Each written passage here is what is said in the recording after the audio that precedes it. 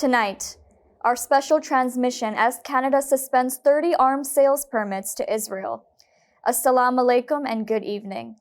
This is Muslim News Canada on Muslim Network TV. I'm Alia Batul. Today is the 341st day since the onset of Israel's war on Gaza.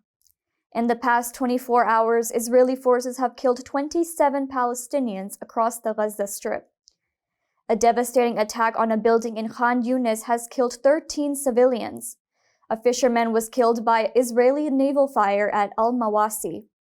9 civilians, including 3 children and 2 women, have died in a separate bombing in Jabalia. Another attack on a residential building in the Nusayrat camp has left 4 dead and 11 wounded. The relentless attacks continue to draw international criticism, particularly after the bombing of the so-called safe zone in Al-Mawasi camp. The United Nations says it is carrying on with its polio campaign in Gaza. This comes as Israel continues to target health workers and their vehicles. 2 Israeli soldiers have been killed in a helicopter crash during a rescue operation in Rafah. Israeli airstrikes have targeted approximately 30 Hezbollah sites in southern Lebanon. The strikes have caused significant damage. Witness reports buildings shaking and fire lighting up the sky. At least 41,020 Palestinians have been killed since October 7th. 94,925 have been injured. A report published in the medical journal The Lancet in July estimates the death toll in Gaza could be as high as 186,000. Israel faces accusations of genocide for its actions in Gaza at the International Court of Justice. Palestinian children have faced unwarranted harassment from Israeli soldiers on their first day back to school. Palestinian children are forced to navigate not only academic concerns, but also the challenges imposed by the occupation. These hurdles are not faced by students around the world, who are preoccupied with typical school anxieties. Children in Hebron were forced to divert from their usual routes and walk through fields after soldiers blocked off their main road to school. Israeli diplomats are lobbying the US Congress members to halt a genocide ruling at the International Court of Justice. Axios Media reports, Israel's foreign ministry has instructed its diplomats in the US to urge lawmakers to threaten trade suspensions. It is also advocating for legislative measures against South Africa. South Africa filed the case at the top court in December last year. It accuses Israel of committing genocide in Gaza. Israel has dismissed the allegations as a blood libel. Canada has halted 30 arms sales permits to Israel. It has also canceled a contract for Quebec-made ammunition intended for the Israeli army.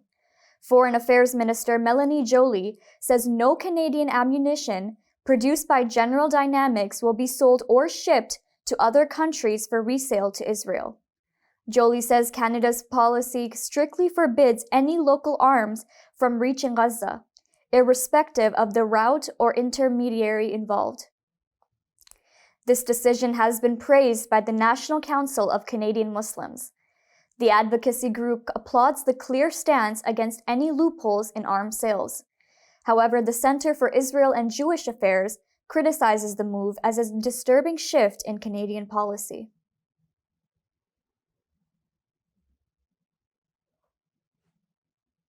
U.S. Senator Chris Murphy has raised concerns about Israeli Prime Minister Benjamin Netanyahu's reluctance to agree to a ceasefire. Murphy says it is partly to avoid handing over President Biden a diplomatic win before the U.S. election. He suggests that Netanyahu's political survival may depend on not reaching a deal.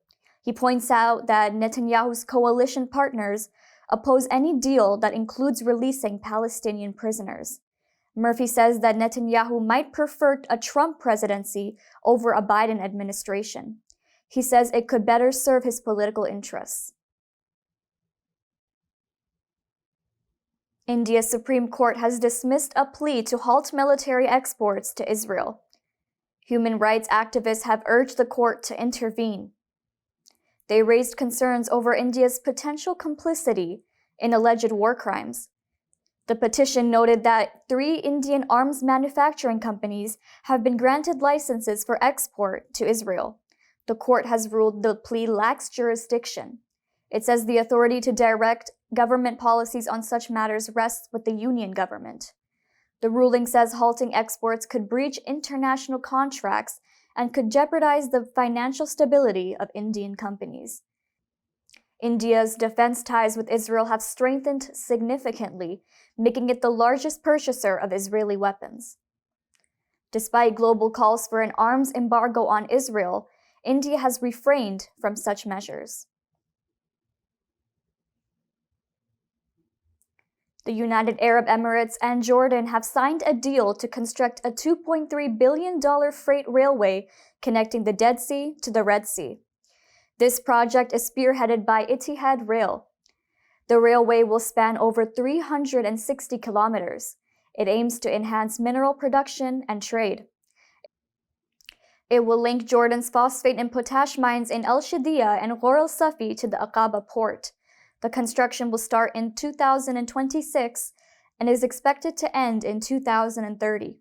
The deal includes provisional agreements to transport 16 million tons of minerals annually.